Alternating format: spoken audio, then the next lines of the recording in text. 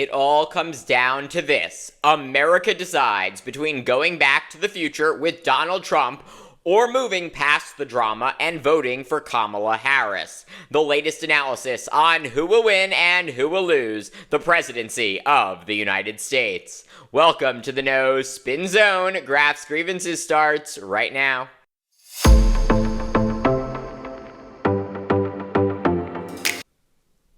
Since early September, Americans in many municipalities have been voting for who they want to be President of the United States. And as polls close across the country on election night, here is what we know about the expected outcome of the race. For months now, polling in the 7 key swing states that will all but certainly determine who wins the presidency have shown a statistically tied race between Trump and Harris. The latest and final New York Times Siena College poll released November 3rd, finding the following. Harris narrowly ahead of Trump in Nevada, North Carolina, and Wisconsin, while Trump significantly leads Harris in Arizona. And both candidates appeared to be statistically tied in Pennsylvania and Michigan. So on the surface, this looks like good news for Harris, but importantly, the results in all 7 of these states are within the poll's margin of sampling error, meaning neither candidate has a definitive lead on the other in any of these states.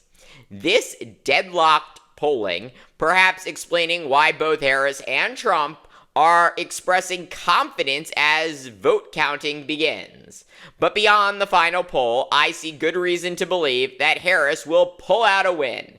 And while longtime listeners of Grievances know, I have spent a significant amount of time warning about the threat Trump poses to America's democracy and outlining just what a terrible person Trump is, the following analysis is not based on what I necessarily want to happen or what I think would be best for America's future.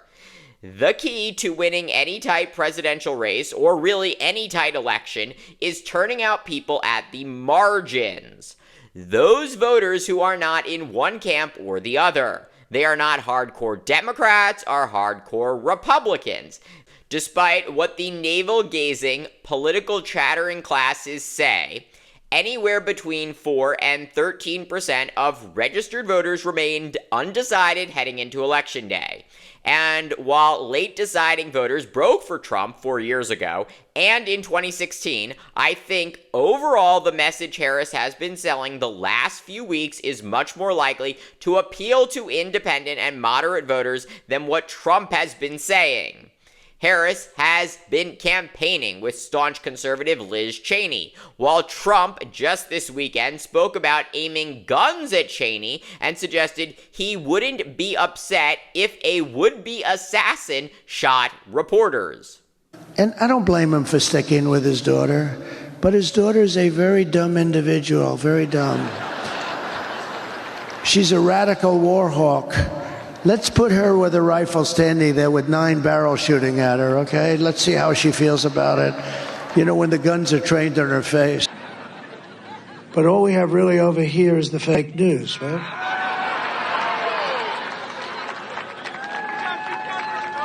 And to get me, somebody would have to shoot through the fake news. And I don't mind that so much, because I don't mind. You also saw there that Trump spent some of the final moments of his campaign with Tucker Carlson. Do you really think anyone who is a fan of Tucker hasn't made up their mind of who they are going to support? Trump also sang this past weekend that he should not have left the White House after he lost to Joe Biden 4 years ago. And Trump appeared to emulate oral sex on a microphone. Yes, really. Our country the day that I left. I shouldn't have left. I mean, honestly, because we did so well. We had such a great. So now, I mean, every polling booth has hundreds of lawyers standing there. It's all about the lawyers. Everybody's standing lawyers. Nobody should have that.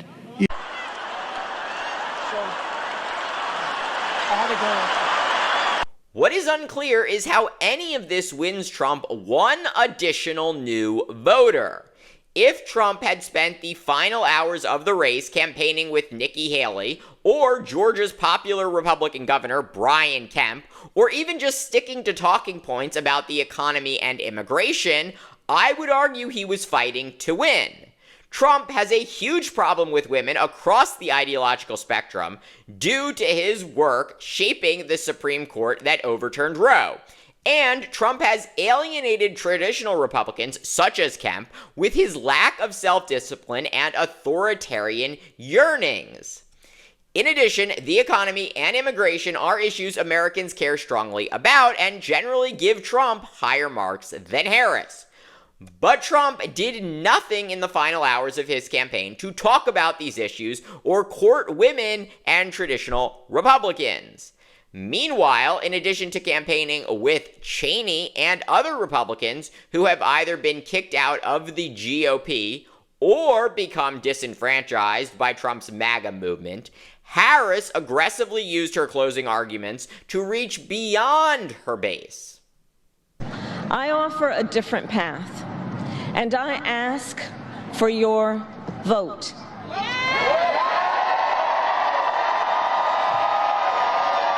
And here is my pledge to you.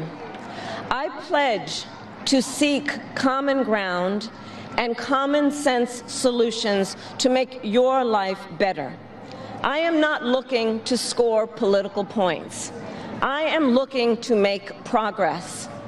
I pledge to listen to experts, to those who will be impacted by the decisions I make, and to people who disagree with me.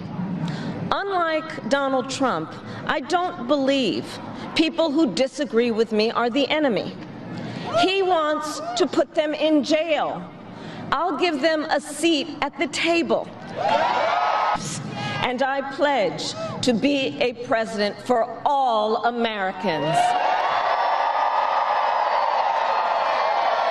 And to always put country above party and self. Do you believe that female voters, women, will make the difference in this election? I believe all Americans are going to make the difference. And I intend to be a president for all Americans. I am working to earn the vote of all Americans, regardless of their gender, race, or geographic location. Because, listen, I think part of the issue at play right now is we need leadership in this country that recognizes the vast majority of us have so much more in common than what separates us. I think this is part of the reason that so many people are voting for me who may have formerly voted for my opponent, because they're just exhausted with the approach that's about trying to have Americans point their fingers at each other. People are exhausted with demeaning who we are as a country.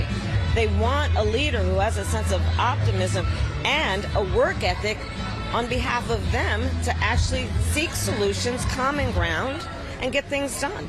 Will Harris's patriotic, nonpartisan outreach be enough to put her over the edge? That remains to be seen, but I certainly think it has a better chance of growing her vote share than Trump's final, dark, rambling, and sluggish, complaints-filled rallies. As we await election results, Trump will no doubt claim victory without any evidence he has won.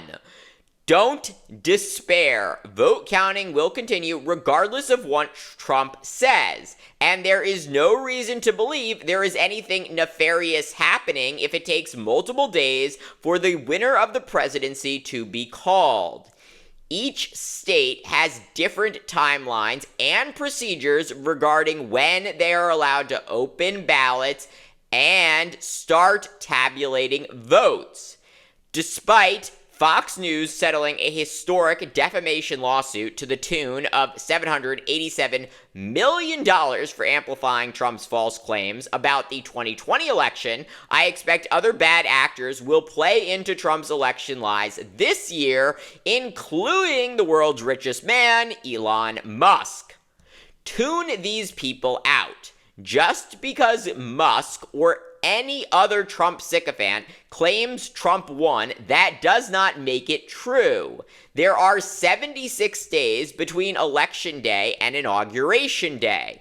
Plenty of time, plenty of time to count every vote. And even if Trump wins, which is a very real possibility, there is no reason to lose your mind or contemplate doing anything other than graciously accepting that your candidate lost. That is how democracy must work. This country is the greatest in the world, not because of who is elected president of the United States, but because of the almost 350 million hardworking people who make this majestic land their home and believe that all are created equal. Thank you for watching Graf's Grievances. Stay here for full analysis of all the election results, including who wins control of the House and Senate. Let me know what you think. Please like, subscribe, share, and join me in the next one.